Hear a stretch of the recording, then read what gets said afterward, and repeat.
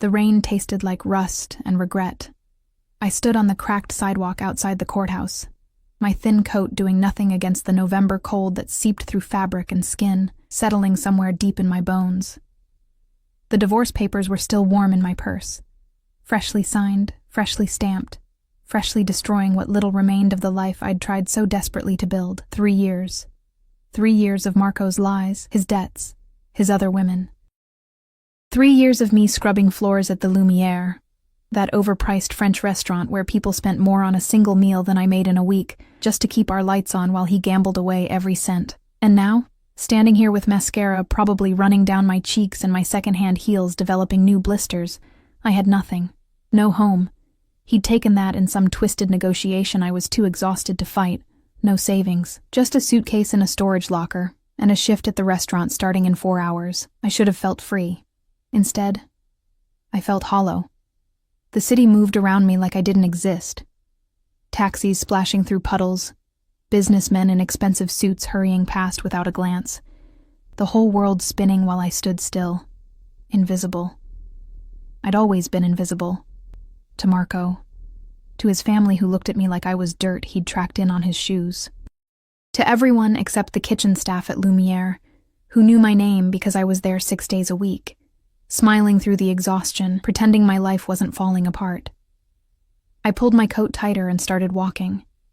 Nowhere to go, but standing still felt worse. The Lumiere sat in the heart of the financial district, all crystal chandeliers and marble floors, the kind of place where old money whispered over wine that cost more than my monthly rent used to be. I slipped through the service entrance, the familiar smell of garlic, butter, and expensive perfume wrapping around me like a bitter embrace. Ella. Marie, the hostess, grabbed my arm as I headed for the staff room. Her perfectly manicured nails dug in slightly. Thank God you're early. We have a situation. My stomach dropped. I can't lose this job, Marie. Not today. You're not losing anything. She lowered her voice, glancing toward the main dining room. But we need you on the floor tonight. Sophia called in sick, and we have the Valentino party in the private room. Private room meant high rollers. High rollers meant generous tips. Tips meant maybe I could afford a decent motel instead of sleeping in the restaurant storage room again. I'll do it, I said, probably too quickly. Marie's expression softened. She knew. Everyone knew about the divorce, about Marco, about how I'd shown up last week with a bruise on my wrist that I'd tried to cover with foundation. Change quickly. They'll be here in 20 minutes. The uniform was crisp white and black, simple, elegant, designed to make servers blend into the expensive wallpaper. I stared at myself in the staff bathroom mirror, trying to fix the damage. My dark hair hung limp around my face, and my green eyes looked too big, too exposed. At 26, I should have looked young, vibrant. Instead, I looked like someone who'd survived something. I splashed cold water on my face and forced my spine straight, invisible. Professional. That's all I needed to be. The private dining room was already being prepared when I entered. Candles flickering on a table set for 8. Champagne chilling in silver buckets. The floor-to-ceiling windows offering a view of the city lights beginning to glow against the darkening sky. I checked the wine selection, memorized the evening's specials, and tried to ignore the way my hands trembled slightly. They're here, Marie whispered from the doorway, her face pale. Ella, be careful tonight, okay? Before I could ask what she meant, voices echoed from the entrance, deep, controlled, speaking in Italian that flowed like dark water. My second-generation Italian was rusty, but I caught fragments. Business, territories, respect. Then he walked in. I'd served countless wealthy men in this restaurant. Bankers, CEOs, politicians, all of them carrying that particular arrogance that came with power and money. But this was different. This was something that made the air itself change, made every server in the vicinity suddenly find reasons to be somewhere else. He was young, maybe early 30s, with dark hair perfectly styled, a jaw that could have been carved from marble, and a suit that probably cost more than a car. But it wasn't his looks that made my breath catch. It was the way he moved, the way everyone else in his group deferred to him without him saying a word.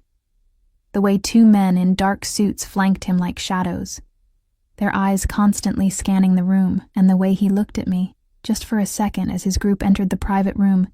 His gaze landed on me where I stood beside the wine cabinet. Dark eyes, almost black in the candlelight, swept over my face with an intensity that made me feel pinned, examined, seen in a way that terrified me.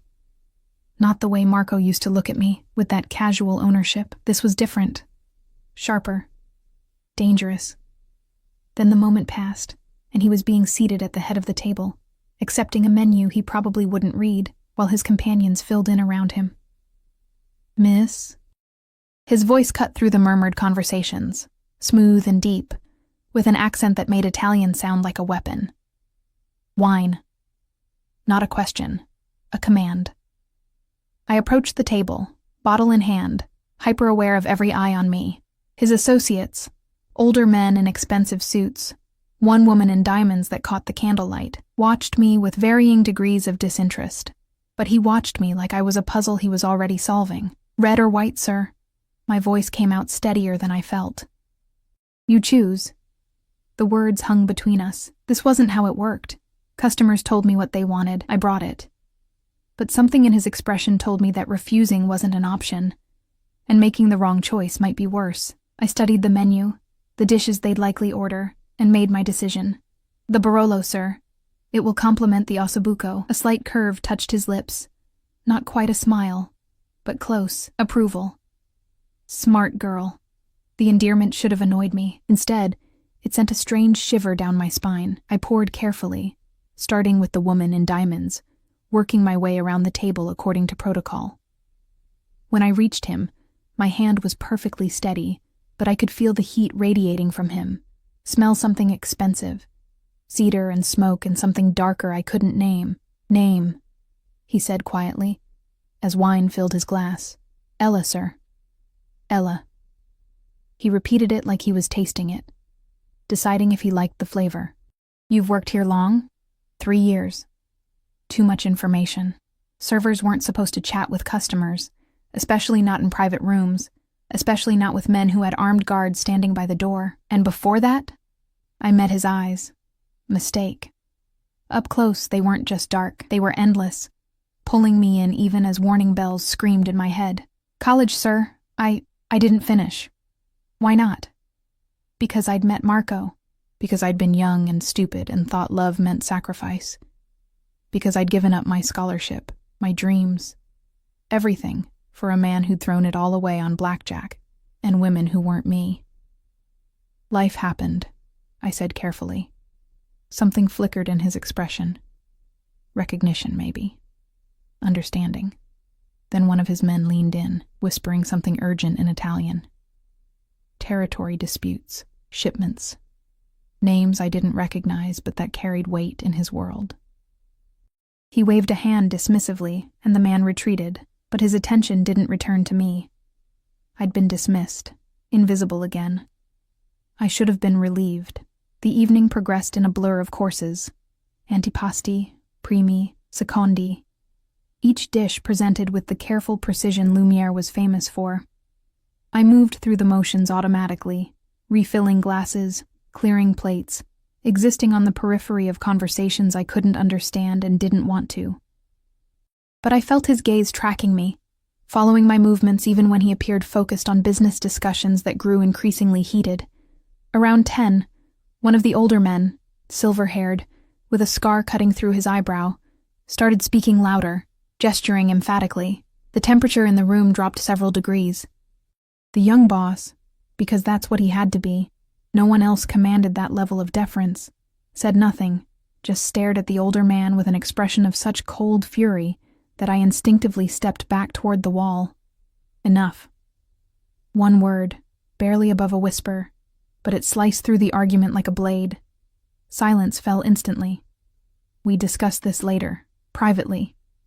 The silver-haired man's jaw tightened, but he nodded. I kept my eyes down, refilling water glasses, trying to be invisible. But as I reached for the woman's glass, my sleeve caught the edge of her champagne flute. Everything slowed, the glass tipping, the golden liquid spilling across the white tablecloth, splashing onto the woman's designer dress. She shrieked, jumping up, Italian curses flowing like poison. "I'm so sorry!" I grabbed napkins, trying to blot the damage, my heart hammering against my ribs. "I'm so sorry, clumsy bitch!" The woman's hand flew toward my face. It never connected. His fingers wrapped around her wrist mid-swing, stopping the blow inches from my cheek. I hadn't even seen him move, but suddenly he was there, standing between us, his grip on her wrist tight enough to make her wince. "No one," he said softly, dangerously, "touches my staff. Dante, she ruined my Valentino." The woman's voice turned pleading, childish. Dante. His name was Dante. "Send me the bill, Isabella." He released her wrist and turned to me. Up close, he was taller than I'd realized, broad-shouldered, and the candlelight cast shadows across his face that made him look carved from darkness itself. "Are you hurt?" "No. I couldn't find words. Customers didn't defend servers, especially not men who looked like they could buy and sell entire restaurants without noticing the expense. I'm fine." "I'm so sorry. I should have been more careful. You work too hard," he interrupted. And somehow he knew. Somehow he'd seen what everyone else missed. The exhaustion, the bruises under my eyes, the way my hands shook slightly from stress and too little sleep. "When does your shift end?" 2 a.m., but take the rest of the night off. "Sir, I can't. I need this job. You'll be paid." He nodded to one of his guards, who immediately pulled out a wallet. "Double your usual rate. Consider it compensation for Isabella's behavior." The guard placed $500 bills on the table. $500. That was more than I made in 2 weeks. I can't accept this. Even as I said it, I was thinking about the storage locker fee, the motel, how long $500 could stretch if I was careful. "You can. You will." Dante's hand moved, just slightly, barely touching the small of my back, but the contact sent electricity through every nerve. "Go home, Ella. Rest." Before I could argue, before I could think, he was guiding me toward the door. His presence at my back both terrifying and strangely safe. Marie stared as we emerged, her eyes wide with what looked like fear. "She's finished for the night," Dante told her, his tone leaving no room for argument. "Someone take her home." "That's not necessary," I started. It wasn't a request. 10 minutes later, I found myself in the back of a black Mercedes, one of Dante's guards driving, the city lights blurring past the tinted windows. The leather seat was soft enough to sink into, and exhaustion hit me like a physical weight, now that adrenaline was fading. "Where to, miss?" the driver asked, his English heavily accented. Where to? I didn't have a home anymore, just a storage locker and a restaurant that sometimes let me sleep in the back. But I couldn't say that. Couldn't show that level of pathetic to a man who probably reported everything back to his boss. "The 6th Street Motor Lodge," I said finally. It was cheap, relatively clean, and I could afford 3 nights now with Dante's money. The driver nodded, and we pulled into traffic. I pressed my forehead against the cool window, trying to make sense of the evening. Dante's eyes, his hand on my back, the way he'd defended me like it mattered. Like I mattered. It didn't make sense. Men like that didn't notice women like me. Unless they wanted something. The thought sent ice through my veins. But before I could follow it further, the driver's phone rang. He answered in rapid Italian, his tone respectful, submissive. Then he glanced at me in the rearview mirror, and something in his expression changed. We weren't going to the motel. The car turned onto the highway, heading toward the private airfields outside the city. My stomach lurched. "Excuse me," I said, trying to keep my voice steady.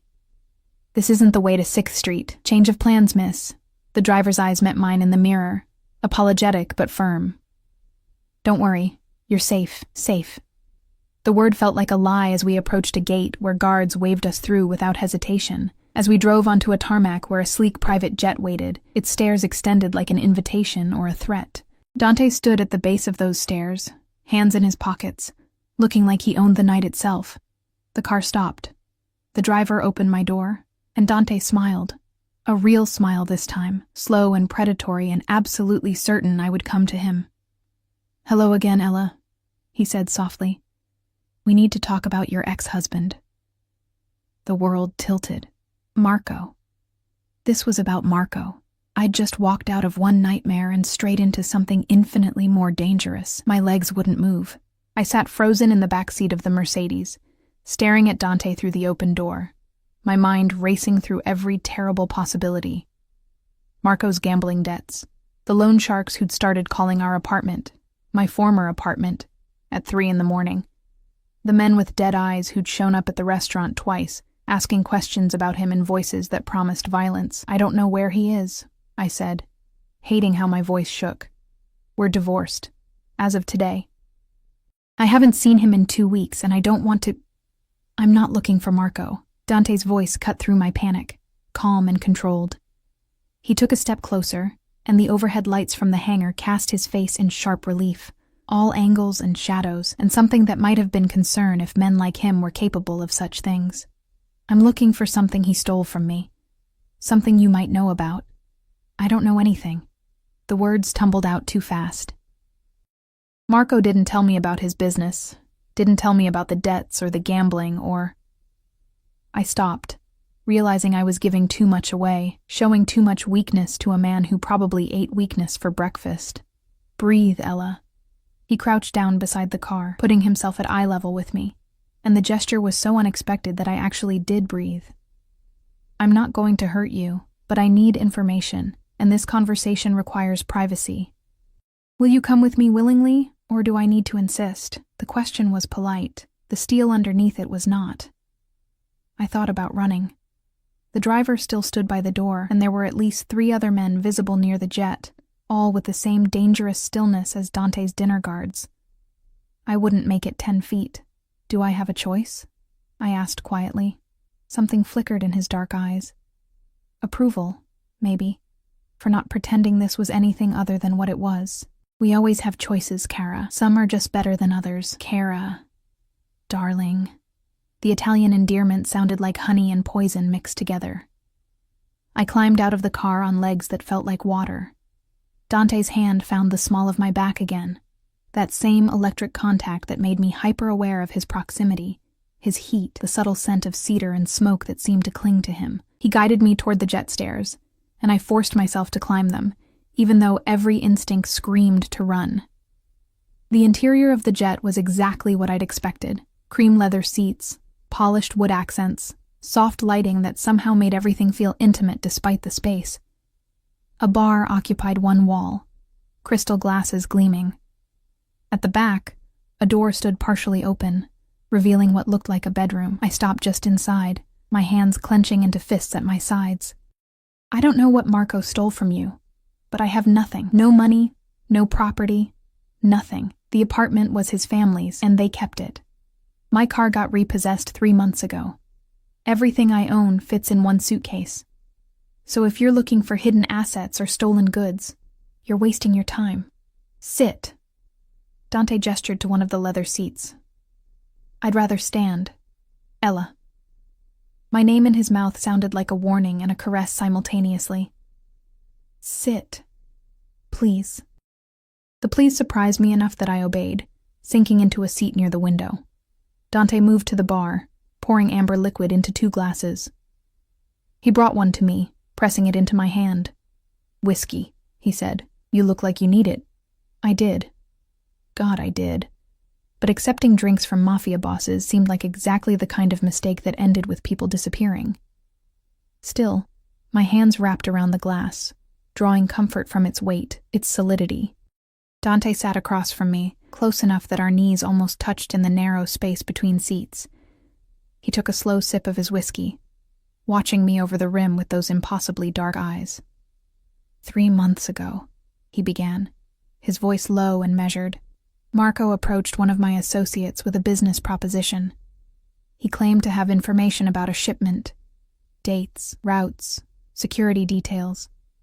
Information that should have been impossible for a gambling addict with no criminal connections to obtain. My stomach turned to ice. I don't know anything about shipments or... Let me finish. Not harsh, but firm enough that I closed my mouth. My associate, against my explicit orders, paid Marco $50,000 for this information. The shipment was intercepted. We lost $2 million in merchandise and 3 men. His jaw tightened almost imperceptibly. The men matter more than the money. 3 men. Dead. Because of Marco. I'm sorry, I whispered, though sorry felt catastrophically inadequate, but I swear I didn't know. Marco didn't tell me anything, didn't bring anything home, didn't... I believe you. The words shocked me into silence. Dante leaned forward slightly, elbows on his knees, his gaze intense. Everything I've learned about you in the past 4 hours tells me you're exactly what you appear to be. A woman who worked herself to exhaustion, trying to save a marriage to a man who didn't deserve her breath, let alone her loyalty. 4 hours? My voice came out strangled. You've been investigating me? From the moment you walked into that dining room. No apology in his tone, no shame. I make it my business to know who's close to my enemies, Ella, and Marco, wherever he's hiding, is very much my enemy. The casual way he said it, enemies, hiding, made my blood run cold. What are you going to do to him? That depends on whether he returns what belongs to me. Dante took another sip of whiskey, his movements controlled, precise. The 50,000 I can absorb, the merchandise I can replace, but the information leak, the fact that someone in my organization sold details to Marco in the first place, that requires resolution. Permanent resolution. Permanent. I understood what that meant. I can't help you, I said desperately. Even if I wanted to, I don't know where he is. He cleared out of the apartment 2 weeks ago, took everything valuable, left me with nothing but divorce papers and his debts. His family won't talk to me. His friends. I laughed bitterly. Marco didn't have friends, just people he owed money to. Dante studied me for a long moment, and I had the unsettling feeling he was reading things in my face I didn't want visible.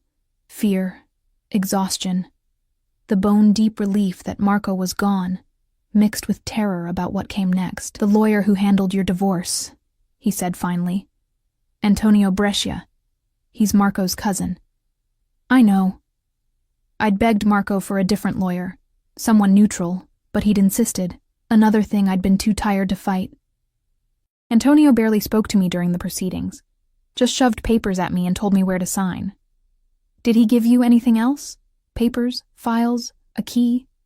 No, just the divorce decree, and I stopped, remembering. My hand went to my purse, fingers finding the small envelope Antonio had pressed into my hand as I left the courthouse. Wait. He gave me this, said it was from Marco, that I should open it when I was ready to forgive him. I pulled out the envelope, my hands shaking slightly. It was plain white, sealed, with my name written on the front in Marco's familiar scrawl. Seeing his handwriting sent a complicated tangle of emotions through me. Rage, grief, and something that might have been fear. Dante's entire demeanor shifted, his body going still in a way that reminded me of a predator spotting prey. Open it. This is private. Ella.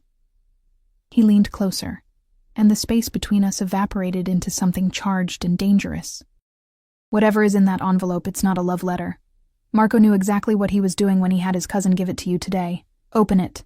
Now. My fingers fumbled with the seal. Inside was a single piece of paper, a receipt from a storage facility across town, Unit 447, paid through the end of the month, and underneath, in Marco's handwriting, I'm sorry for everything. This makes us even. What's in the unit? Dante's voice was soft, controlled, but I heard the steel underneath. I don't know. I didn't even know he had a storage unit. My mind raced. My things are in a different facility, and he never mentioned. Understanding hit me like a physical blow. He's setting me up. Whatever he stole from you, he put it in a storage unit under my name. Made sure I'd get this receipt today. And now when you come looking, you're the one holding the evidence, Dante finished, his expression darkening. Very clever. Marco gets away clean. You take the fall. And even if you claim ignorance, you're the one with access to the unit, the receipt, the connection. Terror clawed up my throat. I didn't know. You have to believe me. I would never. I know. His hand moved, fingers brushing my knee in a gesture that should have been comforting, but instead sent heat spiraling through me. Which is why you're coming with me to that storage facility right now, and we're going to see exactly what your husband left for us to find. Ex-husband, I corrected automatically, stupidly. The corner of his mouth lifted. Ex-husband, he agreed. An important distinction. He stood, pulling out his phone and speaking rapid Italian to someone on the other end. Instructions, coordinates, orders that I didn't fully understand, but that made the person on the other end respond with immediate deference. When he finished, he extended his hand to me. Come, Kara. Let's go collect Marco's parting gift. I stared at his hand. Long fingers, a platinum ring on his right hand, nails perfectly manicured. A hand that had probably ordered deaths, signed executions, destroyed lives without hesitation, but also a hand that had defended me against Isabella, that had stopped a blow meant for my face, that was now offering itself to me like an invitation to step into his world. I took it. What choice did I have? His fingers closed around mine, warm and strong, and he pulled me to my feet with effortless strength. We were too close suddenly, close enough that I had to tilt my head back to meet his eyes, close enough that I could see flecks of gold hidden in all that darkness. You're safe with me, he said quietly, and it should have been a lie. Everything about him screamed danger.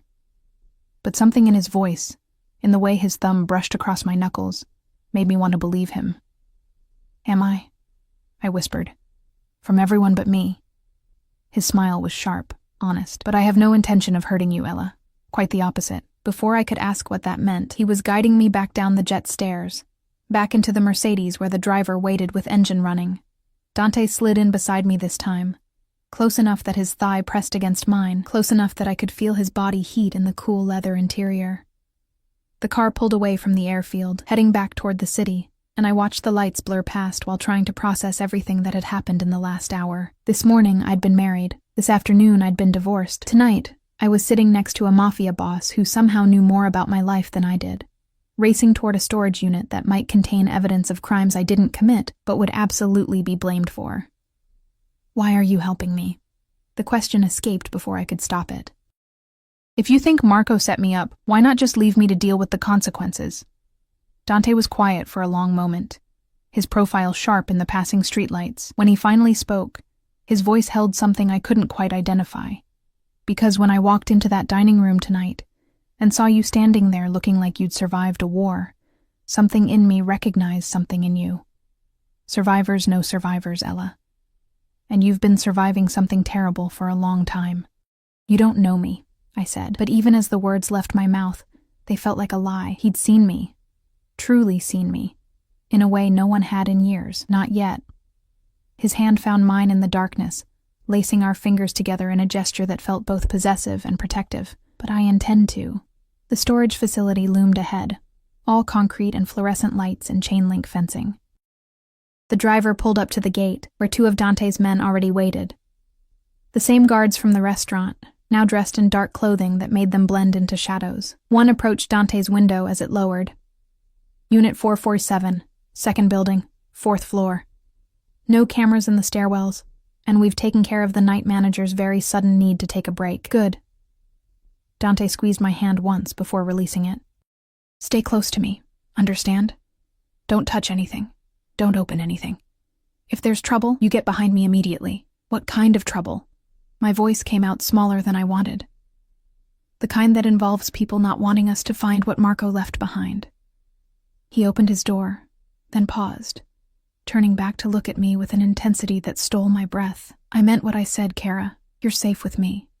I protect what's mine. What's mine? The words should have offended me, should have made me argue that I wasn't his, wasn't anyone's. But something in the way he said it, like a vow, like a promise written in blood and darkness, made my heart hammer against my ribs for entirely different reasons than fear. I followed him into the building, flanked by his guards, surrounded by an aura of controlled violence that made other late-night storage users hurry away without making eye contact. We climbed stairs that smelled like dust and motor oil, past units that held other people's forgotten belongings, their abandoned lives, until we reached the 4th floor. Unit 447 sat at the end of a dimly lit hallway. Dante held out his hand. The receipt. There should be a code. I gave him the paper with shaking fingers. He punched numbers into the electronic lock, and it clicked open with a sound that felt like fate. The door rolled up, revealing a 10-by-10 space packed with boxes, crates, and plastic-wrapped packages that even I knew meant drugs, guns, or worse. "Cristo," one of the guards breathed, but Dante's attention wasn't on the contraband. It was on the folder sitting on top of the nearest box, a thick manila folder with my name written across it in Marco's handwriting. He picked it up carefully, opened it, and his expression went absolutely cold. "What is it?" I asked, though part of me didn't want to know. Dante turned the folder so I could see. Inside were documents, bank statements, property deeds, transfer papers, all in my name, all showing transactions I'd never made, purchases I'd never authorized, connections to criminal enterprises I'd never heard of. Marco hadn't just set me up as the holder of his storage unit. He'd spent 3 years building a paper trail that made me look like his partner, his co-conspirator, his willing accomplice in everything. If anyone investigated, if law enforcement or rival criminals came looking, every piece of evidence would point to me. "He destroyed me," I whispered, the full horror of it sinking in. Even in leaving, he destroyed me. Dante's jaw clenched, and when he looked at me, I saw rage burning in those dark eyes. Not at me, but for me. "No," he said softly, dangerously. "He tried to destroy you, but he made one critical mistake." "What mistake?" His hand cupped my face, thumb brushing my cheekbone in a gesture so gentle it made my eyes burn with tears I refused to shed. "He led you to me, and now you're under my protection, whether you want it or not. Anyone who comes for you comes through me first." The words should have terrified me. Instead, they felt like the first safe thing I'd heard in years. Outside, sirens began to wail in the distance, growing closer. One of the guards cursed in Italian. "Boss, we need to move, now." Dante's expression never changed. He pulled out his phone, took photos of every document in the folder, then calmly set it on fire with a lighter from his pocket. We watched Marco's carefully constructed frame-up burn to ashes. "The unit?" the guard asked urgently. "Leave it."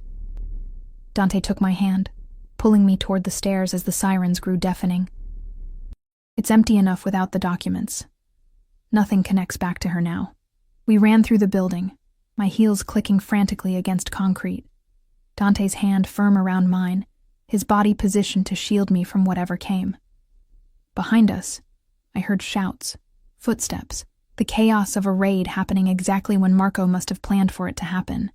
Right after he'd made sure I had the receipt, right after he'd ensured I'd be caught red-handed. But we burst through a side exit I hadn't noticed before, into an alley where the Mercedes waited with engine running.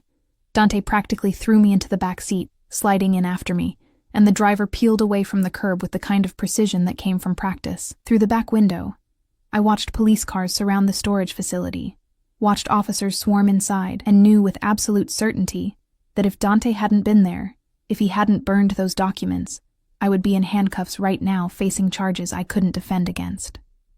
"You saved me," I breathed, turning to look at him in the darkness of the car. "Why?"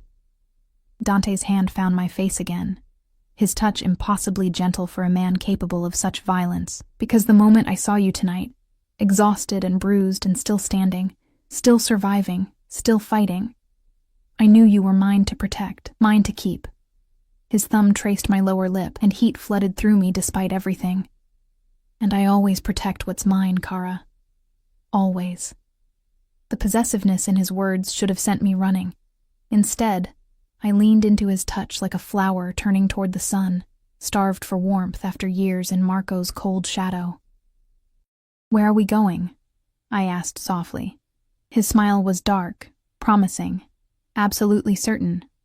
"Home. My home. Where you'll stay until I decide it's safe for you to leave."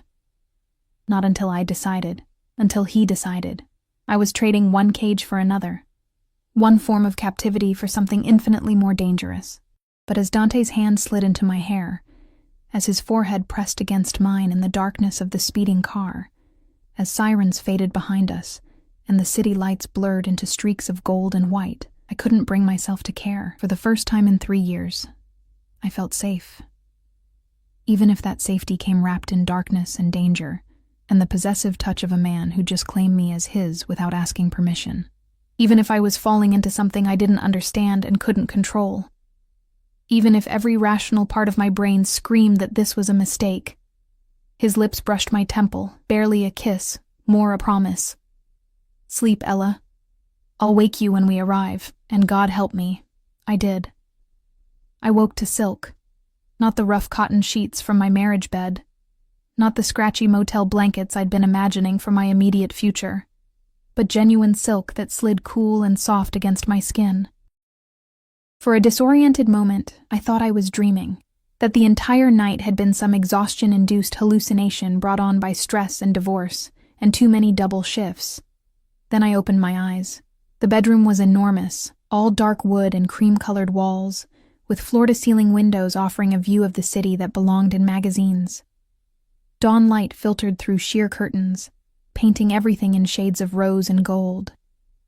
The bed I lay in could have fit 4 people comfortably, its dark posts reaching toward a ceiling decorated with subtle crown molding, and I was still fully clothed, down to my shoes, lying on top of the covers like Dante had simply placed me here and left. My purse sat on the nightstand. My coat hung over a nearby chair. Everything exactly as it had been, except I was in a stranger's home. A dangerous stranger's home, with no memory of arriving.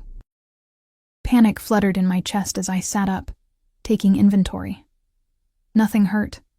Nothing felt wrong. I was alone in the room, the door slightly ajar, and from somewhere distant came the smell of coffee and something baking. I stood on unsteady legs, my body protesting the movement after too many hours of stress and too little rest. A door to my left revealed an ensuite bathroom that was bigger than my old bedroom, all marble and chrome, and a shower that looked like it belonged in a spa. I caught my reflection in the mirror and barely recognized the woman staring back. My hair was a mess, mascara smudged beneath my eyes, my uniform wrinkled from sleeping in it. I looked exactly like what I was. Someone whose life had imploded in the span of 12 hours. Water. I needed water, needed to wash my face, needed to think clearly about what happened next. Because staying here, in Dante's home, under his protection, came with a price. Men like him didn't do anything out of kindness. There was always an expectation, always a debt to be paid. I splashed cold water on my face, trying to scrub away the remnants of yesterday. My hands shook slightly as I dried them on a towel that was softer than anything I'd ever owned. Everything in this bathroom, this bedroom, this life, spoke of wealth so far beyond my comprehension that it felt like visiting another planet. A knock on the bedroom door made me jump. "Ella?" a woman's voice, accented but warm. "I have clothes for you if you'd like to change, and breakfast is ready when you are." I opened the bathroom door, then the bedroom door, finding a woman in her 50s with kind eyes and graying hair pulled back in a neat bun. She held a garment bag and smiled at me like this was completely normal. Like young women waking up in her employer's guest room was an everyday occurrence. Maybe it was. The thought made my stomach turn. "I'm Maria," she said, entering at my gesture and laying the garment bag across the bed. "I manage the household. Mr. Valentino asked me to make sure you had everything you needed." Valentino. So that was Dante's last name, a name that probably carried weight in certain circles, probably made people nervous, probably opened doors and closed mouths with equal efficiency. "Thank you," I managed. "But I should probably go. I don't want to impose, Mr.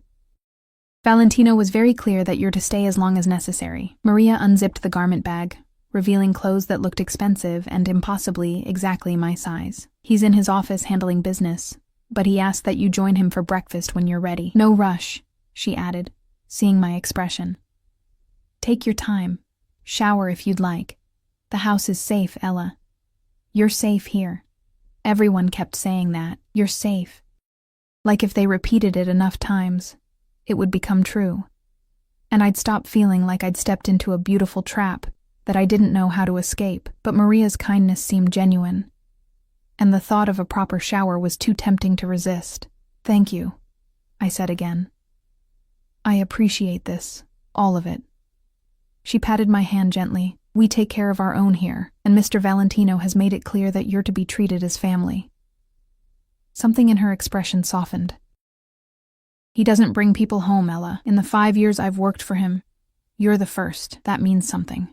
Before I could ask what it meant, she was gone, closing the door softly behind her. I stared at the clothes on the bed. Designer jeans, a soft cashmere sweater in deep green, undergarments still in packaging, even socks. Everything I would need, all in my exact size, procured sometime between last night and this morning, with an efficiency that spoke of resources I couldn't begin to fathom. The shower was heaven. Multiple shower heads, water pressure that felt like a massage, products that smelled like vanilla and something floral I couldn't name. I stayed under the hot water longer than necessary, washing away the courthouse and the storage facility and Marco's final betrayal, watching it all swirl down the drain like maybe I could wash away the entire nightmare of my marriage. The clothes fit perfectly. The jeans hugged my curves without being tight. The sweater was soft enough to live in. And for the first time in months, I looked in the mirror and saw someone who might be worth looking at. Not the exhausted server in a wrinkled uniform. Not Marco's discarded wife. Just me. A version of me I'd forgotten existed. I followed the smell of coffee downstairs, my bare feet silent on hardwood floors that gleamed with polish. The house was a study in controlled elegance. Artwork on the walls that looked original. Furniture that balanced comfort and sophistication. Nothing ostentatious, but everything quality. Old money, I thought, or at least designed to look like it. Voices drifted from an open doorway, Dante's deep rumble, and another man speaking rapid Italian. I hesitated in the hallway, not wanting to interrupt, not sure if I should announce myself or retreat back upstairs. "She's awake," Dante's voice calling out before I'd made a decision. "Come in, Ella.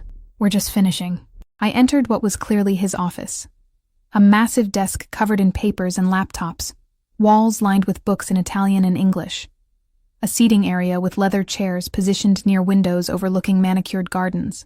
Dante sat behind the desk in a fresh suit, looking like he'd slept 8 hours instead of whatever few he'd managed. The man standing beside him was older, silver-haired, wearing glasses and holding a tablet.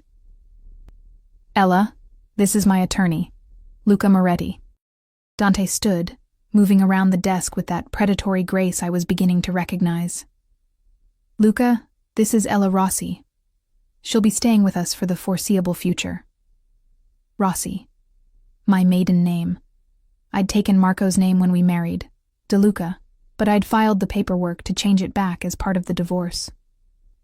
Hearing Dante use it felt significant somehow, like he was acknowledging that I was no longer tied to Marco, no longer part of that family. Luca studied me with sharp eyes that missed nothing, then nodded respectfully. "Miss Rossi, a pleasure. Luca has been researching your situation," Dante said, his hand finding my elbow and guiding me toward the seating area. "Sit. Have you eaten?" "Not yet, but—" "Maria," he called, and within seconds, the housekeeper appeared with a tray, coffee, pastries, fresh fruit, yogurt, more food than I could eat in a day. She set it on the table in front of me with a warm smile before disappearing again. I realized then how this must work. Dante spoke, and people materialized to fulfill his wishes before he had to ask twice. A life of absolute authority, absolute control, where his word was law and questioning him probably wasn't healthy. "Your legal situation is complicated," Luca began, settling into a chair across from me while Dante sat close enough that our knees touched. "Marco built a convincing paper trail suggesting your involvement in his activities. However, your employment records, bank statements, and the testimony of your coworkers all support your claim of ignorance. The divorce filing helps. It establishes that you were separating yourself from him before the raid. But—" I heard the word he hadn't said. "But if federal investigators decide to pursue charges, you'll need a strong defense. Marco made it look like you were a willing participant, and proving otherwise will require resources." He glanced at Dante. "Expensive resources. Cost isn't a concern," Dante said flatly. "Whatever she needs, make it happen." I can't accept that. I forced the words out, even though accepting was so tempting I could taste it. "I don't have any way to pay you back, and I can't start a new life buried in debt to—" I stopped, not sure how to finish that sentence. "To a crime boss? To a man I'd met 12 hours ago? To someone who made me feel things I had no business feeling? Dante's hand covered mine, silencing my protests. You're not going into debt, Kara. Consider it compensation for the years you spent suffering because of a man connected to my world. If I'd known what Marco was, what he was doing to you, I would have intervened much sooner. The words were possessive, protective, and completely insane. You didn't know I existed until last night. And yet here we are. His thumb traced circles on my palm, and I hated how that simple touch made it hard to think clearly. Luca, what else? The storage unit raid yielded significant evidence. Drugs, weapons, stolen merchandise from multiple sources. Without the documents connecting Miss Rossi to the operation, the investigation will likely focus on Marco and his known associates. However, she should expect to be questioned. I recommend she doesn't speak to any authorities without representation present.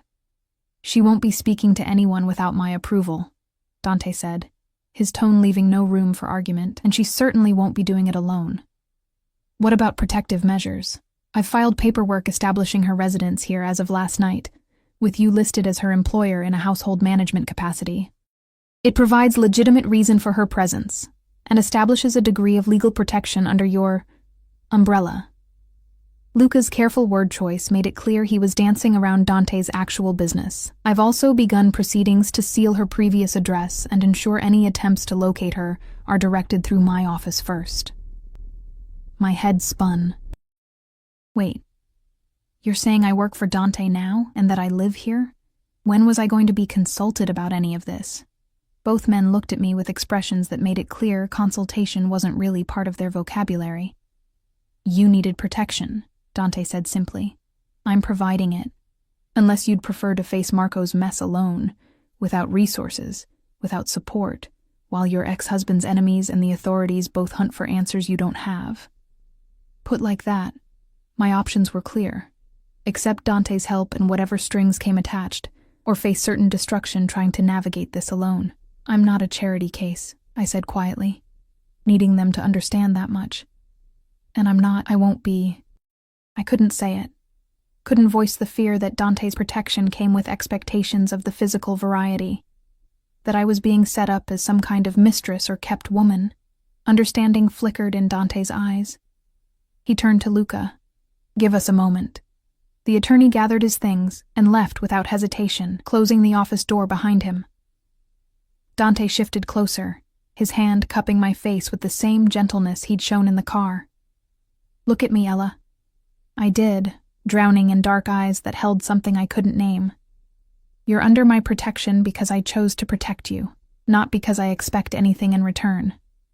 You'll stay in this house as my guest for as long as you need to. Your room is yours.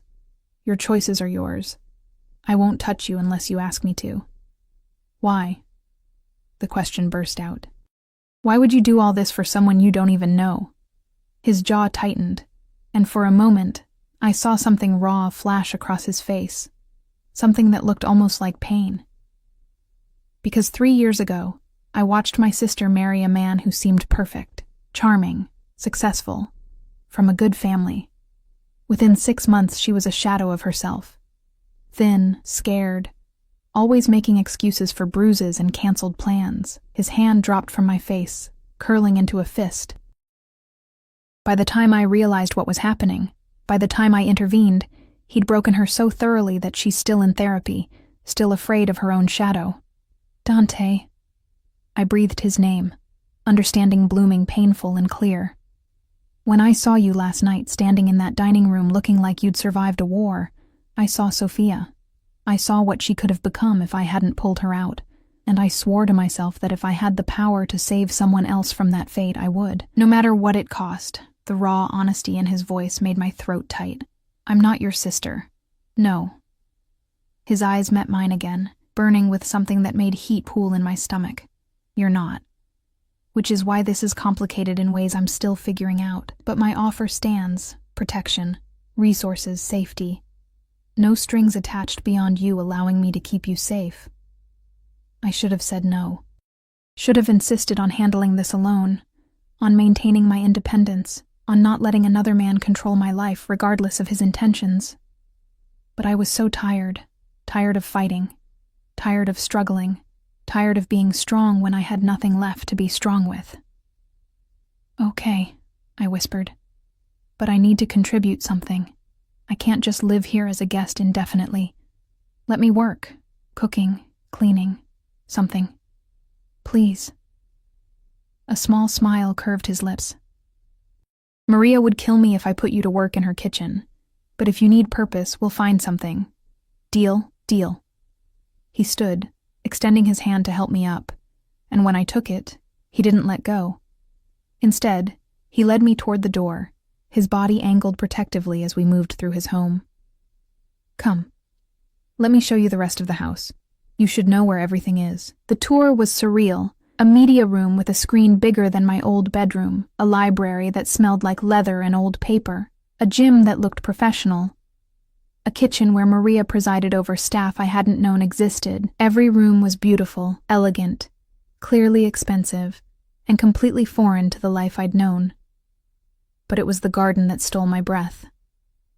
We stepped through French doors onto a terrace that overlooked acres of manicured grounds, flowers I couldn't name, stone pathways winding through green spaces, a fountain in the distance catching morning light.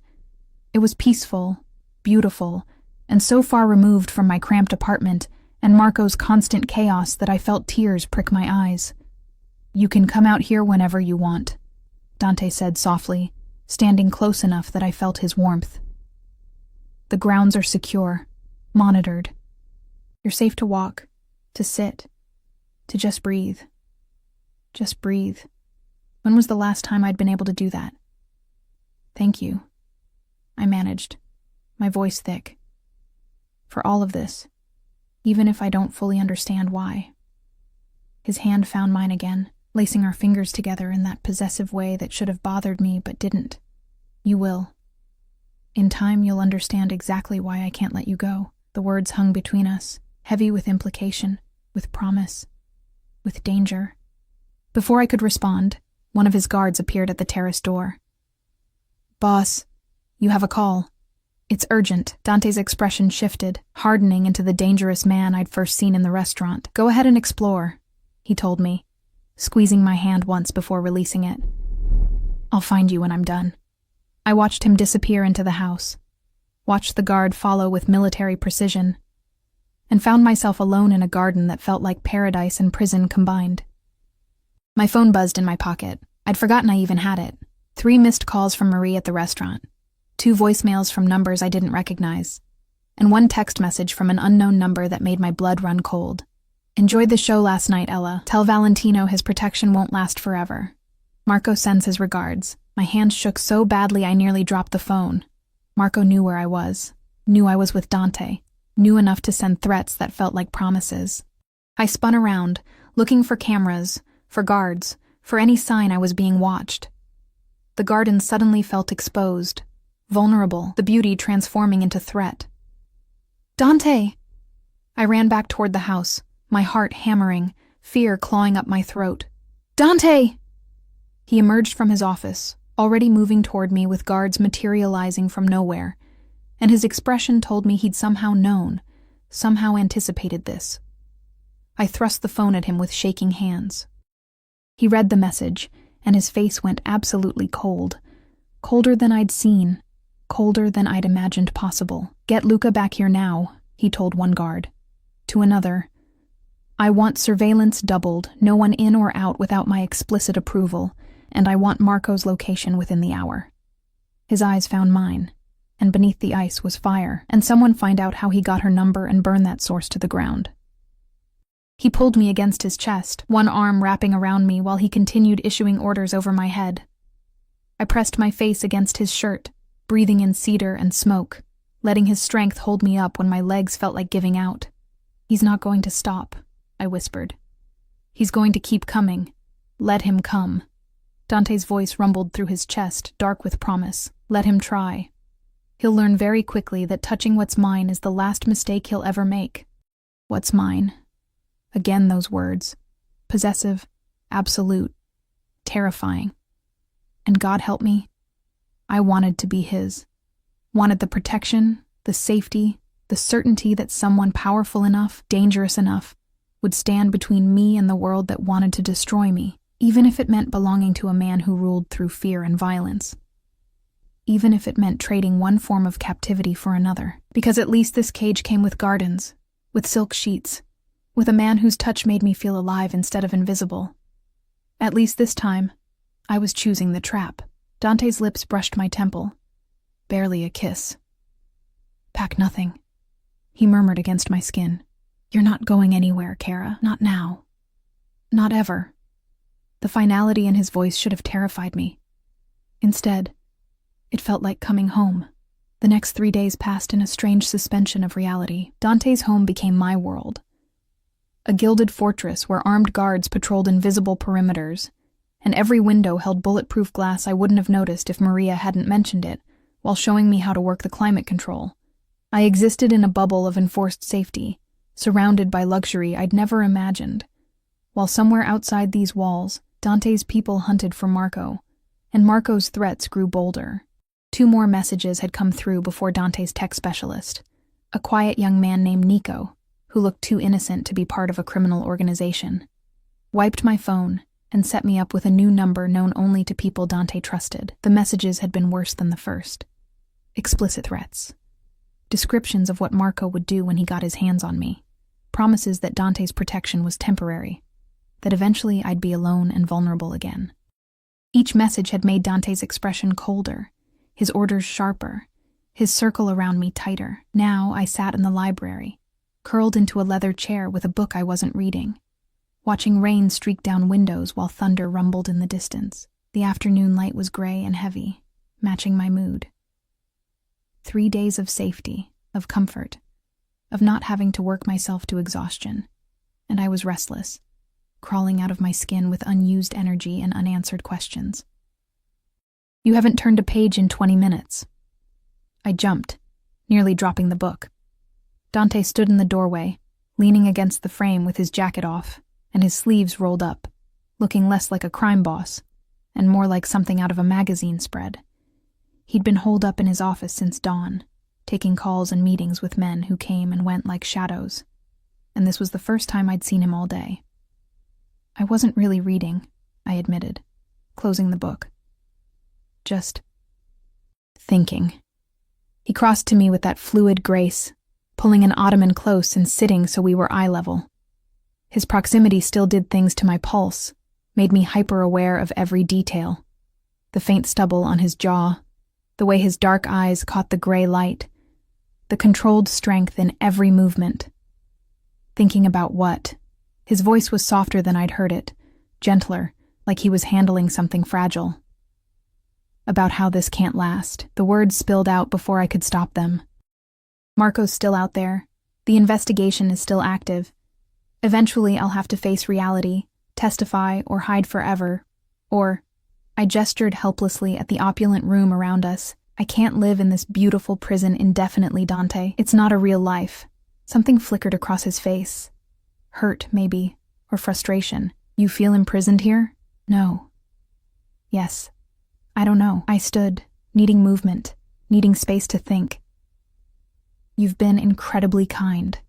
This house, the clothes, the protection, it's more than I could have hoped for. But I'm not stupid. I know what you are, what you do.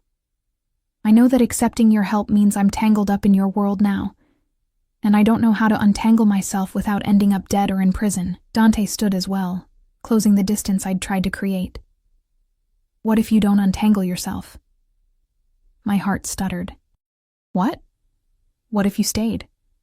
His hand found my face, tilting my chin up so I had to meet his eyes. Not as a guest, not as someone under temporary protection, but as someone who belongs here, in my home, in my life. Dante, let me finish. His thumb traced my cheekbone, and I hated how I leaned into the touch despite every logical reason not to. I've spent 3 days watching you move through this house like a ghost, afraid to touch anything, afraid to claim any space as your own. And I've spent 3 days trying to convince myself that my interest in you is purely protective, that I'm just trying to save you from Marco's mess. But, I whispered, though I already knew. I'd felt it too, the way his eyes tracked me, The way his touch lingered, the way the air changed when we were in the same room. But I'd be lying. His other hand found my waist, pulling me closer until our bodies nearly touched. From the moment you walked into that dining room, exhausted and bruised and still standing, I wanted you. Not just to protect, not just to save, to keep, to claim, to make mine in every way that matters. The raw honesty in his words sent heat flooding through me. You don't know me. I know you work yourself to exhaustion for people who don't deserve your effort. I know you stayed in a marriage that was killing you because you believed in promises even when the other person didn't. I know you're stronger than you think, and braver than you believe. His forehead pressed against mine, and I could feel his breath against my lips. I know that when you smile at Maria, it lights up the whole room. I know you take your coffee with too much sugar, and that you've been sleeping with the bedside lamp on because the darkness still scares you. I know. How do you know that? My voice cracked slightly, because I check on you. No apology in his tone. Every night before I sleep, I open your door just enough to make sure you're safe, that you're resting. And every night, that lamp is on, and you're curled up on one side of that huge bed, like you're afraid to take up space. He'd been watching me sleep. It should have felt invasive, creepy, wrong. Instead, it felt like being seen, like being cared for in a way I'd forgotten existed. This is crazy, I breathed. We barely know each other. You do things I don't even want to imagine. You're dangerous, Dante. To your enemies, to anyone who crosses you, probably to me if I'm smart enough to admit it. Yes. He didn't deny any of it. I'm all of those things, but I would never hurt you, Ella. Never. You're the one thing in my world that's untouchable. Sacred. Do you understand? The men who work for me, they'd die for me out of loyalty and fear. But you, I'd burn down everything I've built to keep you safe. The intensity in his voice made my knees weak. Why? Because you make me want to be more than what I am. His lips brushed my forehead, feather-light. Because when I'm with you, I remember what it feels like to want something besides power and respect. Because you're good, Ella, in a way I've forgotten how to be. And I can't let that go. I should have pushed him away, should have insisted on maintaining distance, on not getting emotionally involved with a man whose business cards probably came with body counts.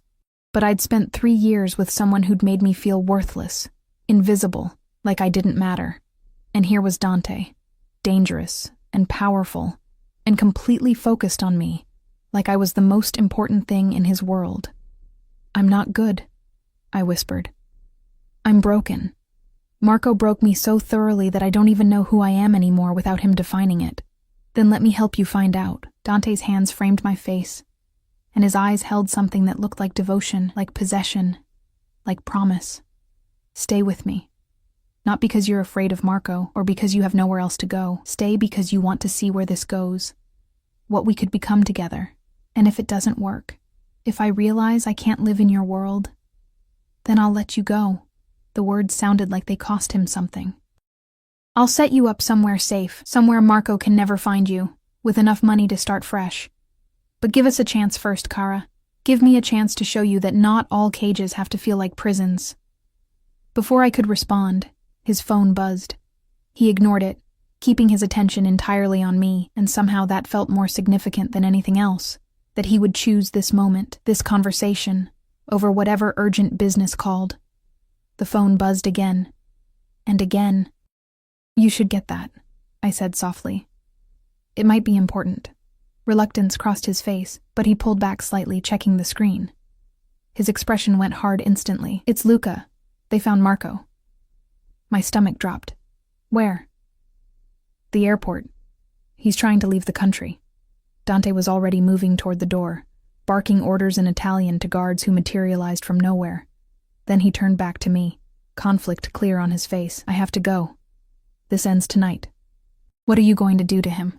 I needed to know. Needed to understand exactly what Dante was capable of. He crossed back to me, pulling me against his chest in a fierce embrace. What he deserves. What anyone who threatens you deserves. But I need to know you'll be here when I get back. That you won't run while I'm gone. Where would I go? It came out more bitter than I intended. You're right. I have nowhere else. That's not why I want you to stay. His hand tangled in my hair, tilting my head back so I had to meet his burning gaze. Stay because you want this, want us. Want to see what happens when someone actually puts you first for once in your goddamn life. Then his mouth was on mine. The kiss was nothing like I expected. Not gentle or tentative or asking permission. It was claiming, possessive, demanding. His lips moving against mine with an intensity that stole my breath and my sense and every rational thought. His tongue swept into my mouth when I gasped, tasting me like he was starving, like he'd been holding back for 3 days and couldn't anymore. I kissed him back with equal desperation, my hands fisting in his shirt, pulling him closer even though we were already pressed together. Every nerve ending lit up, every sensation amplified, until the world narrowed to just this: his taste, his touch, his body hard against mine, his possession absolute and terrifying and exactly what I needed. When he finally pulled back, we were both breathing hard. His eyes were black with want, his control visibly fraying at the edges. "Stay," he commanded, his voice rough. "Promise me." "I promise." The words left my mouth without conscious thought, pulled from somewhere deep and honest. Satisfaction blazed across his face. He kissed me once more, quick, hard, claiming, then forced himself to step away. "Lock yourself in your room. Don't open the door for anyone but Maria or me. Understood?" "Dante? Understood?" Sharper this time, laced with authority I couldn't refuse. "Yes." "Good girl." The praise sent inappropriate heat through me. Then he was gone, his guards following like a dark tide, and I was alone in the library with the taste of him still on my lips, and the rain still falling outside. I made it to my room on shaking legs, locked the door as instructed, and sank onto the bed. My fingers touched my lips, still tingling from his kiss, and I tried to process what had just happened. I'd promised to stay, promised to give whatever this was a chance, promised to trust a man whose world operated on violence and codes I didn't understand. And somewhere in the city, Dante was hunting Marco with an intent I didn't want to examine too closely. Hours crawled by. I tried to read, to sleep, to distract myself with television, anything to stop imagining what was happening at the airport, what Dante was doing, whether Marco would somehow escape again and come for me with renewed fury. Around midnight, I heard sounds in the house, voices, footsteps, doors closing. My heart raced as I listened, trying to determine if it was friend or foe, safety or threat. A soft knock on my door made me jump. "Ella?" "It's me," Dante's voice, tired and rough. I unlocked the door with fumbling fingers, pulling it open to find him leaning against the frame. His suit was disheveled, his knuckles bruised, and there was something dark on his shirt that might have been blood, but his eyes, when they found mine, held relief and something deeper. "Is it over?" I whispered. "It's over." He stepped into the room and I closed the door behind him. "Marco's in custody, federal custody. He'll be charged with multiple crimes, and thanks to some carefully placed evidence and testimony from his former associates, he'll be going away for a very long time. You didn't—" I couldn't finish the question. "Kill him?" A tired smile touched his lips. "No." Tempting as it was, death would have been too easy. He'll spend the next 20 years in a cell, knowing he destroyed his own life, knowing you're safe and thriving without him. That's a worse punishment than anything I could have done. Relief flooded through me so powerfully that my knees buckled. Dante caught me, pulling me against him, and I buried my face in his chest despite the blood on his shirt, despite everything logic said I should feel. "Thank you," I breathed. "Thank you for not making me responsible for his death, for not making me carry that." His arms tightened around me. "I told you, Kara. I protect what's mine. That includes protecting you from the darkness of my world when I can." We stood like that for a long moment, just holding each other, until exhaustion pulled at both of us. "You should sleep," I said finally. "You look dead on your feet. So do you." He studied my face with concern. "Have you eaten?" Maria brought me dinner. I picked at it. Food had been impossible with worry gnawing at my stomach. "Come on." He took my hand, leading me toward the bed. "Lie down with me, just for a while." Every reasonable voice in my head screamed that this was a bad idea. But I was so tired of listening to reasonable voices. So tired of being careful and cautious and afraid. We lay down on top of the covers, still fully clothed, and Dante pulled me against his chest with my head tucked under his chin, his heartbeat steady beneath my ear, and his hand traced slow circles on my back, soothing and possessive simultaneously. "I meant what I said earlier," he murmured into my hair, "about wanting you to stay, about giving us a chance. I know." My fingers curled into his shirt. "I'm scared, Dante. Scared of what it means to be with you. Scared of your world. Scared that I'm making another terrible choice with another dangerous man." "I'm not Marco." Steel entered his voice. "I would never raise my hand to you. Never belittle you. Never make you feel less than you are. My world is dangerous, yes, but you'd be protected within it, cherished. Treated like the queen you deserve to be." Queen. The word was absurd and intoxicating simultaneously. What if I can't be what you need? My deepest fear, spoken into the darkness. What if I'm too broken, too damaged, too ordinary for your extraordinary life? He shifted, tilting my face up so I had to meet his eyes. "You're already everything I need, strong enough to survive what would have destroyed most people, brave enough to keep going when everything fell apart, soft enough to still be kind despite having every reason to be bitter. You're not broken, Ella. You're a survivor. And survivors are the most extraordinary people of all." Tears burned behind my eyes. "How do you do that? Make me believe things about myself I've never seen? Because I see you clearly. No filters, no lies, no misconceptions. Just you. Exactly as you are. And you're magnificent." His lips brushed my forehead. "Sleep, Kara. Tomorrow we'll start figuring out what comes next. Together. Together." The word wrapped around me like a promise, like a vow, like the beginning of something that terrified and thrilled me in equal measure. I closed my eyes, letting exhaustion finally pull me under, safe in the arms of a dangerous man who somehow made me feel safer than I'd ever felt. And for the first time in 3 years, I slept through the night without nightmares, without fear, without waking every hour to check the locks. Because the most dangerous man I'd ever met had decided I was his to protect. And God help anyone who disagreed. 6 months later, I stood in front of the bathroom mirror, staring at a pregnancy test with 2 pink lines that seemed to glow in the soft morning light. Pregnant. The word echoed through my mind, bouncing between panic and something that felt dangerously close to joy. My hand trembled as I set the test on the marble counter, pressing my palm against my still flat stomach, as if I could feel the tiny life growing there. 6 months since Marco had been arrested. 6 months since Dante had claimed me as his in every way that mattered.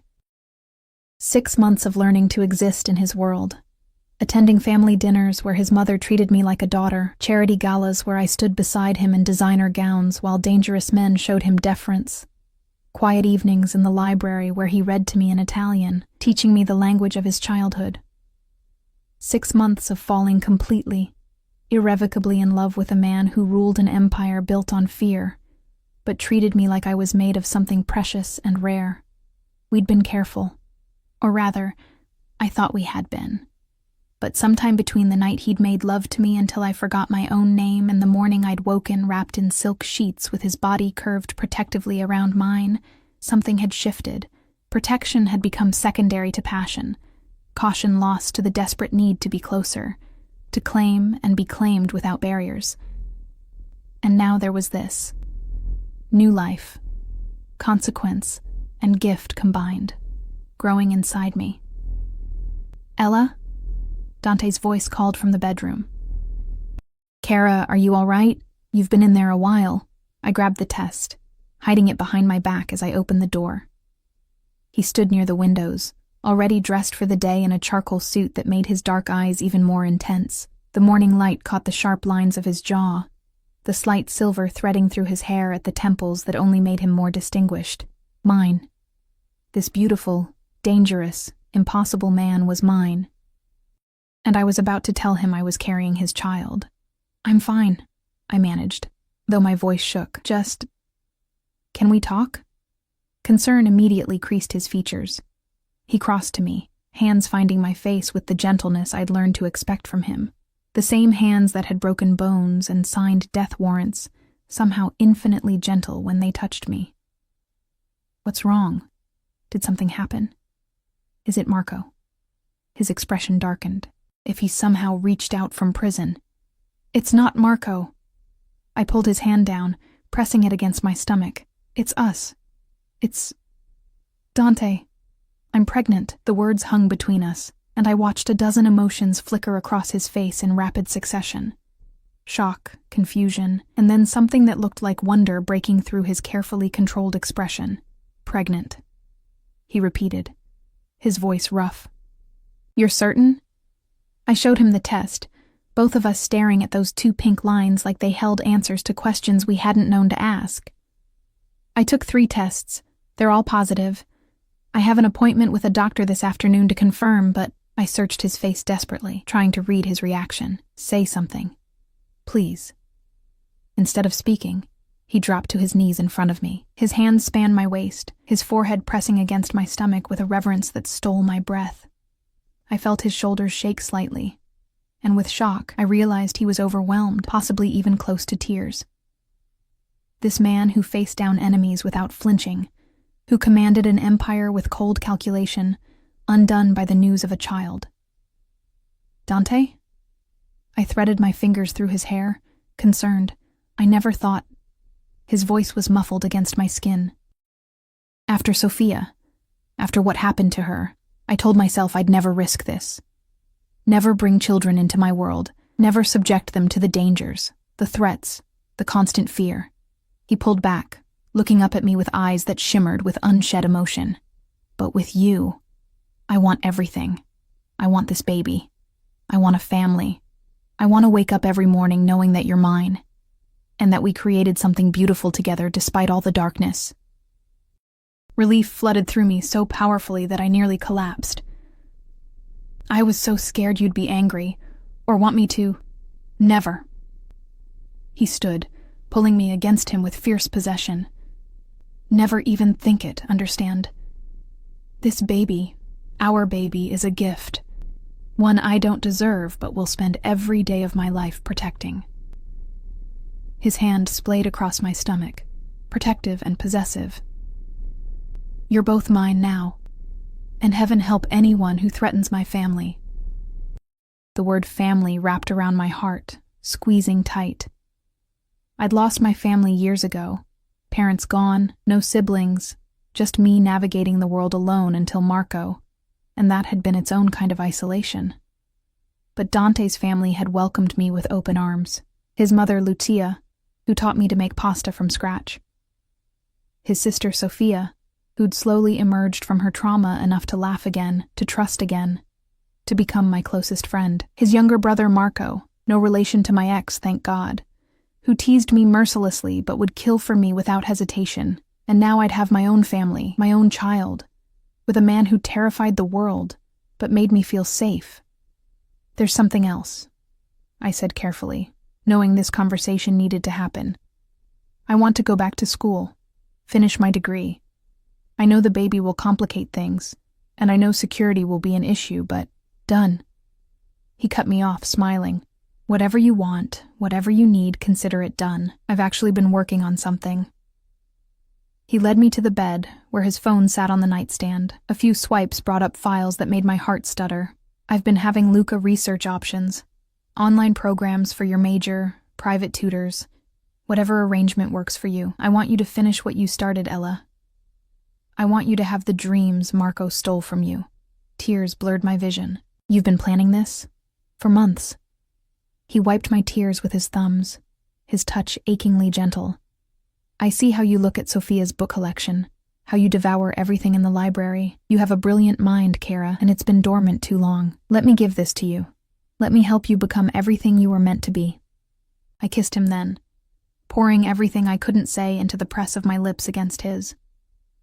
Gratitude, love, the terrifying joy of being seen and cherished by someone who could have anything but chose me. The kiss deepened, his hands tangling in my hair, my body pressing against his with the desperate need that never seemed to fade. But he pulled back with visible effort, breathing hard. "As much as I want to take you back to bed," he said roughly, "we have that doctor's appointment to get to. And then I'm calling my mother because she's going to lose her mind with joy.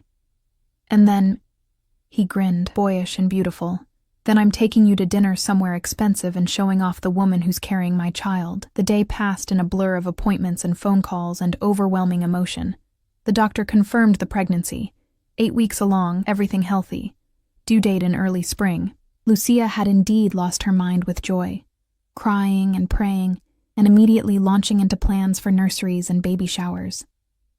Sophia had hugged me so tightly I couldn't breathe, whispering that I'd given her hope that love could still exist in their dark world. And through it all, Dante stayed by my side, his hand never leaving mine, his presence a constant reminder that I wasn't alone, that I'd never be alone again. That evening, we sat in the garden where I'd received Marco's threat 6 months ago, but the space held no fear now. Only peace as sunset painted the sky in shades of gold and crimson. Dante had insisted on an outdoor dinner. Candlelight and wine for him. Sparkling juice for me. Maria's cooking at its finest. "I have something for you," Dante said, as Maria cleared our plates. He pulled a small velvet box from his pocket, and my heart stuttered. "Dante, let me do this properly." He slid from his chair, kneeling beside me in the grass, heedless of his expensive suit. "Ella Rossi, you walked into my life looking like you'd survived a war, and you made me want to be more than what I was. You've given me hope, given me purpose, given me a reason to build something better than just an empire. And now you're giving me a family." He opened the box, revealing a ring that caught the fading light. A perfect diamond surrounded by smaller stones that glittered like stars.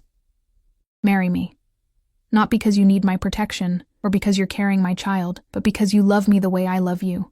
Completely, impossibly, despite every reason we shouldn't work." Tears streamed down my face. "You love me? Tesoro mio.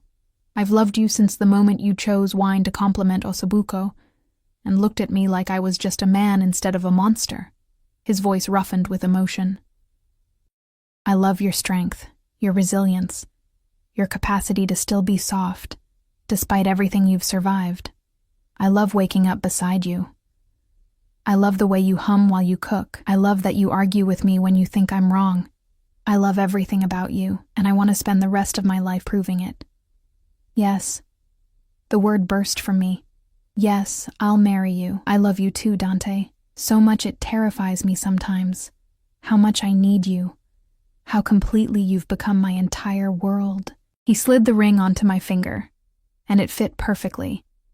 Like everything with him, anticipated and planned and executed flawlessly. Then he was kissing me, deep and possessive and full of promise, while the garden darkened around us and candles flickered in the growing night. We made love that night, with new tenderness, new reverence, his hands mapping my body like he was memorizing every curve, every response. And when I shattered beneath him, crying his name into the darkness of our bedroom, he followed me over with my name on his lips like a prayer. Afterward, lying wrapped in silk in each other, his hand resting on my stomach where our child grew, I finally felt complete. The broken pieces Marco had left behind had been reassembled into something new, something stronger. "No regrets," Dante murmured against my hair, "about choosing this life, this world. Me? Only that I didn't find you sooner." I tilted my head to meet his dark eyes. "You saved me, Dante. From Marco, from myself, from a life of just surviving instead of living." "No, Kara." He kissed my forehead, my eyelids, my lips. We saved each other. I was becoming something cold, something inhuman, losing myself to the darkness. You reminded me what it feels like to hope, to love, to want more than just power and respect. You made me human again. 3 months later, we married in his family's chapel, a small ceremony with only those we loved most. I wore ivory silk and carried roses from our garden. Sophia stood as my maid of honor, crying throughout the entire ceremony. Dante looked devastating in a tailored tuxedo, and when he lifted my veil, the love in his eyes made my breath catch. "Mia Moli," he whispered as we exchanged rings. "My wife. Mio marito." I whispered back. My husband. The reception was elaborate. Dante's world demanded it, but late in the evening, he stole me away to the garden, to the same spot where he'd proposed, where fairy lights now twinkled overhead and music drifted from the house. Dance with me, he said, pulling me into his arms. We swayed together, my head on his chest, his hand protective over my growing belly. 5 months pregnant now, just starting to show, carrying the future we'd created together. Thank you, I said softly. For giving me this. For giving me everything. Ella, look at me. I did, drowning in dark eyes that held absolute devotion. You gave me everything. Purpose, family, love. Everything that matters. My empire, my business, my reputation. None of it means anything compared to this. Compared to you. You're my world, Kara. You and this baby. Everything else is just details. I kissed him as stars emerged overhead, as music played, as our future stretched ahead bright and full of promise, despite the darkness that would always touch the edges of his world. Because we'd found each other in the wreckage of my broken marriage and his carefully controlled life. We'd chosen each other despite every logical reason not to, and together, we'd built something beautiful from broken pieces and dangerous circumstances. 4 months later, I gave birth to a daughter with her father's dark eyes and my smile. Dante held her with shaking hands, tears streaming unashamedly down his face, and I watched him transform completely. The feared Mafia boss became just a man, a husband, a father, someone capable of extraordinary gentleness despite hands that had dealt in violence. We named her Sofia Lucia, after the women who'd welcomed me into their family, who'd taught me that love could exist even in dark places. And as I watched Dante rock our daughter to sleep, singing soft Italian lullabies while dawn light filtered through nursery windows, I knew with absolute certainty that I'd made the right choice that rainy night 6 months ago. I'd walked out of a broken marriage and into something far more dangerous, far more consuming, far more real than anything I'd known before. I'd fallen in love with darkness and found light. I'd given my heart to a monster and discovered he was just a man who loved me with a ferocity that rewrote my understanding of what love could be. And I'd never been happier. Years would pass. Challenges would come. They always did in Dante's world. There would be threats, dangers, moments when fear clawed at my throat. But through everything, we'd face it together. His empire would grow. Our family would expand. 2 more children in the years that followed. A boy and another girl, filling our home with laughter and chaos and joy. But that first morning, watching him with our daughter, feeling complete in a way I'd never imagined possible, I understood what he'd meant months ago in the library. Not all cages have to feel like prisons. Some feel like home. Some feel like love. Some feel like the beginning of everything you never knew you needed. And as Sophia's tiny hand wrapped around Dante's finger, as he looked up at me with wonder written across his face, as morning light painted our family in shades of gold and promise, I knew I'd found exactly where I belonged, in the arms of a dangerous man who'd chosen to be gentle, in the heart of a dark world that held unexpected light, in a love that had saved us both.